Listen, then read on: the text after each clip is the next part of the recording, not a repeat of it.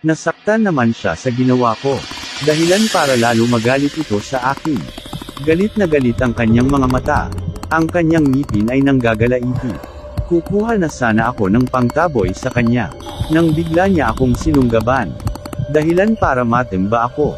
Sa kinatatayuan ko. Wala akong magawa. Hawak ko siya sa kanyang mga paa para hindi niya ako makagat pero sobrang lakas nito. Hindi ko siya kakayanin mag-isa. At kakagatin na sana niya ako sa leeg nang biglang dumating si Lolo at hinagisan ito. Ng tubig na galing sa simbahan. Lumayo naman ito sa akin sa pagkakataong iyon. Habang dinaramdam ang sakit, matalas na tumingin ito kay Lolo. At tila si Lolo naman ang susunggaban. Ngunit hinampas ito ni Lolo ng buntot ng pagi dahilan para masaktan ito ng todo. Namimilipit ito sa sakit, na tumakbo palayo. Hahabulin pa sana ito ni Lolo. Nang mapansin niya na may sugat ako sa dibdib. Noon ko lang naramdaman na napunit pala ang damit ko. Nung sumunggab ito sa akin, ang sakit ng mga kamos niya sa balat ko.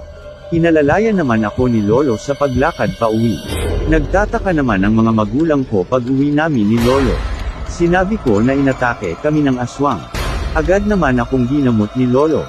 Di ko alam kung anong inilagay niya sa sugat ko. Bigla naman nabawasan ng kirot.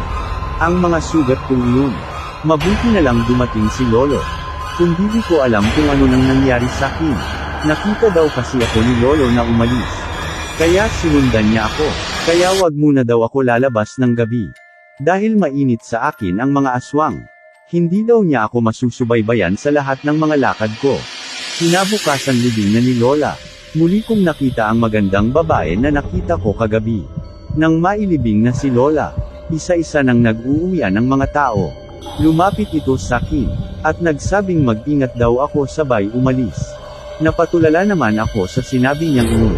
Di ko alam kung bakit niya ako pinag-iingat. Pero parang may ibig sabihin ang mga salitang yun. Hinabol ko ito at tinanong kung bakit. Pero wala siyang naging sagot. Diretso lang siya ng lakad. Hanggang sa isang lalaki. Ang biglang sumalubong sa kanya. At hinawakan ito sa kamay. Ang sama naman ng tingin ng lalaking yun sa akin. Tingin na may ibig sabihin. At nagpatuloy na sila sa paglalakad. Habang ako nakatingin lang sa kanila. Nabakas ang panghihinayang. Dahil minsan lang umibig pero mukhang mabibigo pa. Kinabukasan habang bumibili ako, biglang tumabi sa akin ang magandang babae na yun. At may inabot ito na papel sa aking mga kamay at nagpatuloy sa pagbili at saka umalis. Hindi naman ako nakaimik ng mga oras na yun. Habang hawak ko ang isang papel sa palad ko. Nakauwi na ako ng bahay at dali-dali akong pumasok sa kwarto ko at binasa ang sulat. Siya pala si Gina at humihingi siya ng tulong sa akin na makausap niya ang lolo ko. Di ko alam kung ano ang magiging reaksyon ko. Bakit ganun ang nakasulat sa liham na yun? Pero masaya ako sa nangyari. Dahil napapansin na niya ako. Napatingin naman ako sa bintana at nakita ko ito sa labas ng bahay namin. Nagtataka ako na pinapasok ko ito sa loob ng bahay namin, at dinala kay Lolo. Noy sinabi niya ang problema niya. Habang umiiyak, humihingi siya ng tulong. Na mailigtas ang kapatid at magulang nito sa mga aswang. Pinagtatrabaho daw ang mga ito doon at pinipilit na ipapaasawa daw si Gina sa anak nitong aswang din. At balak din siyang gawing aswang nang mapapangasawa nito. Agad naman akong naghinayang kung magiging aswang siya. Ang gandang babae pa naman nito. Alam ko naman na hindi pa siya aswang ngayon dahil hindi pa siya tapos sa pangwangkra ni Lolo. Kailangan niya ng tulong namin ni Lolo. Kaya gusto ko siyang tulungan. Tutulungan ko si Lolo. Ayaw ko siyang maipakasal sa lalaking aswang na yun. Pinag-iingat niya din ako dahil ang pusa daw na sinugat sa aking dibdib ay ang mapapangasawa niya. Galit daw ito. Nung malaman na kinakausap ko siya at lalo daw itong nagalit nung sinugatan namin ni Lolo ang katawan niya. Nung gabing nilatigo ito ni Lolo. Kaya ganon na lang ang galit sa akin ng aswang na iyon. Kaya nag-alala naman ako sa kanya, paano siya uuwi kung may aswang na nag-aantay sa kanyang pag-uwi. Pero kailangan niya talagang umuwi dahil kung hindi ang magulang daw nito ang sasaktan ng mga aswang na yun. Hinatid ko naman ito sa bahay nila. Sinalubong agad kami ng lalaking sumundo sa kanya noon sa sementeryo. Na galit sakin. Siguro ito ang kapatid ni Gina. Ngunit pinagtanggol ako ni Gina. Narinig ko naman ang usapan nila. Magagalit daw ang mapapangasawa ni Gina pag nalaman nito na hinatid ko siya sa bahay niya. Nagtatalo pa sila nung mga oras na yun pero nagpaalam na ako na aalis na. Babalik na lang ako pag may kailangan ako sa kanya. Kailangan ko siyang tulungan kahit nagalit sa akin ang pamilya niya. Gusto ko siyang iligtas. Gusto ko siyang iligtas. Gusto ko siyang maging masaya sa piling ng lalaking mamahalin niya.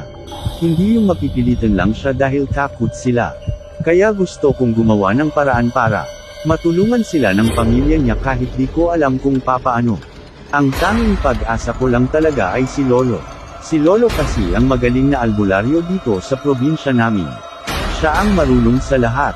Kaya alam niya kung paano at ano ang kakailanganin namin. Marami din nagpapagamot kay Lolo. Lalo na pagtungkol sa kulang. Simple lang yan kay Lolo. Kaya tinulungan ko si Lolo gumawa ng mga gagamitin nito. Para pagdating ng oras na lalabanan namin ang aswang ay handa kami sa lahat. Nagtataka lang ang mga kasamahan namin sa bahay sa mga pinaggagawa namin ni Lolo pero hinahayaan lang namin sila. Dahil doon naging close naman kami ni Lolo lahat ng mga lakad ko pinapaalam ko muna sa kanya na parang bata. Isang gabi natutulog na ako nang bigla akong nagising na may tila tao sa may bintana ng kwarto ko. Kaya napadungaw ako doon nakita ko ang lalaking maitim na mahaba ang tenga. Na may mga balahibo sa mukha. At may malalaking ngipin. Galit na galit ito sa akin. At tila nang hahamon na labanan ko siya. Kaya tahimik akong lumabas ng bahay sa pagkakataong iyon. Sa tingin ko naman kakayanin ko siya. Malakas na ako dahil tinuruan ako ni Lolo. Kaya kumuha ako ng ilang mga pangontra sa aswang. Paglabas ko bigla siyang nawala sa kinatatayuan niya. Napailing-iling naman ako sa paligid para hanapin siya. Nang biglang umaangat ako sa lupa. Sa pagkakataong iyon. Labit na pala ako ng aswang at dinala ako sa bahay ni Gina doon binagsak sa lupa kaya napagulong naman ako. Agad naman lumabas si Gina para puntahan ako pero mabilis na nakuha ng aswang si Gina na galit na galit. Habang ang mga magulang at kapatid ni Gina ay nakatali kaya wala itong magawa. Nanghihina pa ang mga tuhod at binti ko sa pagkakabagsak kong iyon. Kaya hindi ako makatayo ng diretso. Nang susunggaban niya ako. Kinuha ko ang buntot pagi ni Lolo na dala ko. At hinampas ito sa kanya ng ubod ng lakas. Kaya natamaan ito sa likod. At inulit ko pa ito ng inulit hanggang sa nanghina ito. Dali-dali akong lumapit. At sinubuan ko siya ng dala kong tubig galing simbahan dahilan para masunog ang katawan nito. Takot naman si Gina at mga magulang nito sa nangyari. Gagantihan daw ako ng magulang nito. Nag-iisang anak lang daw ito.